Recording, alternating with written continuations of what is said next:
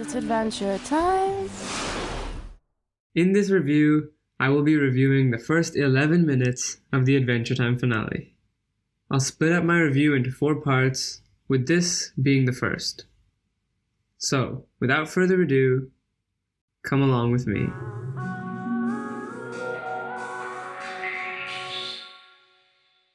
Now, remember that video I made a while back about Grable's 1000? Well, it turns out that was the most relevant episode ever. Because the world we are put into in this intro is that world. We have the prize ball guardian, the floating ice king head, the descendants of Jake, probably. This intro blew me away. It was something completely unexpected, but a very welcome change. As we are so used to seeing the normal intro, and we've seen that hundreds and hundreds of times. And for the finale, to see this great new intro was absolutely amazing. The episode starts with Shermie and Beth, the absolute cutest characters.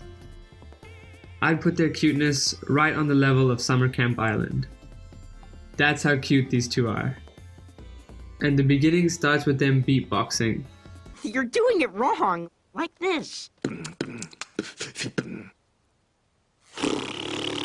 Now, on their journey, they spot the prize ball guardian, which shows me just how much these writers pay attention to detail.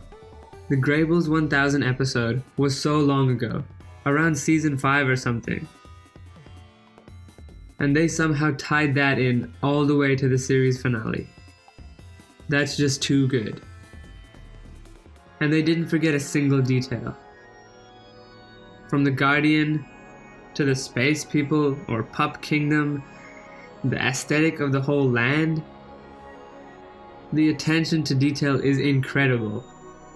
After messing around with the Guardian for a bit, they see that it dropped Finn's robot arm. Now, it's kind of obvious that Finn is dead by this point. This is far off in the future, and they even say that in the title sequence. We'll go too far off, future lands. But that still begs the question, how did he lose his arm? And this is exactly what I was thinking when this first happened. Shermie and Beth then journey to the King of Oo to find some answers. And to, I think everybody's surprise, BMO is the King of Oo, but wearing Princess Bubblegum's crown. This is the absolute cutest thing. In his house, he has all these remnants of Oo's past.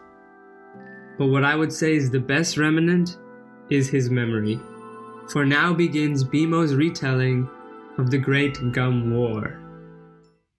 Now the story actually starts with the clip we saw earlier that Cartoon Network uploaded to their YouTube channel on the Comic-Con panel day. And this continues nicely into a scene showing us that Gumball was actually spying on PB the whole time, putting a damper on all her plans that she just relayed to her kingdom and troops. If we know, and she knows, and we know she knows we know, which we do, then we know we have no choice. Now, I believe this is where the real character building starts. Princess Bubblegum is adamant on fighting this war, but Marcy is actually the voice of reason here, reminding her that she went through something similar in the past. And now we get our flashback to Marceline as a child. And so I guess we were correct in saying that this is indeed the Mushroom War, and Marceline's experience through that. And this truck looks like a monster. Come on guys, give me some slack here. However, Princess Bubblegum refuses and says that the war is the only outcome. And now we see all the build-up that the show has had. The development of Finn as a person. Now he is the complete opposite of how he was back in the first seasons. And now stands to end this war without any violence. And to aid this, Finn and Jake have an ace up their sleeve. The nightmare juice given to them by Nightmare Princess in Orb. So many of you in the comments actually predicted this, and I have to say, great job, because I did not see that coming. Now, we get a bunch of shots that we've already seen from the trailers of all the characters getting ready to fight, including the Banana Guard 500s, who seem to be just modified Banana Guards, and all the other characters like LSP, Lemon Grab, even Colonel Candy Corn. And now we get one of the best jokes in the show's lifetime. Let me just play it for you.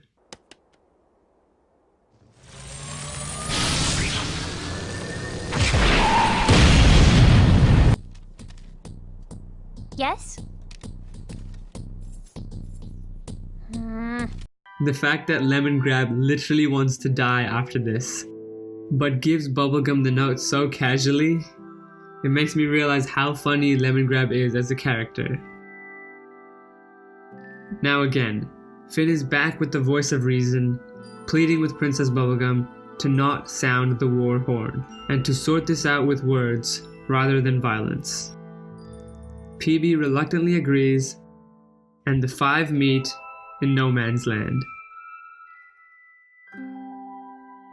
When Gumball refuses to surrender, Jake throws down the nightmare juice, and they all collapse. LSP runs in with her usual funny self. They're dead! They're actually dead! And the first section ends. And man, I have to say, this was a great start to the finale. It builds up nicely from the previous episodes, and it begins the character development of Princess Bubblegum, and most importantly, Finn. It doesn't show too much, and leaves a lot to be answered, but that's why there's still 33 more minutes of the finale left. There's probably a heck of a lot more to analyze, especially in terms of the intro sequence with Shermie and Beth. But I'll leave that for a separate video in the future. Let me know if there's anything you spotted that I missed. I do hope you enjoyed part 1 of my finale review. Parts 2, 3, and 4 are on their way, slowly but surely.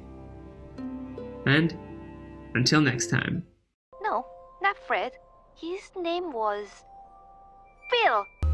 Man, I swear last summer was like a dream. Feels like last summer was like a dream. And I'm trying to figure out, I'm just trying to figure out what it means. Yeah, I'm trying to figure out what it means.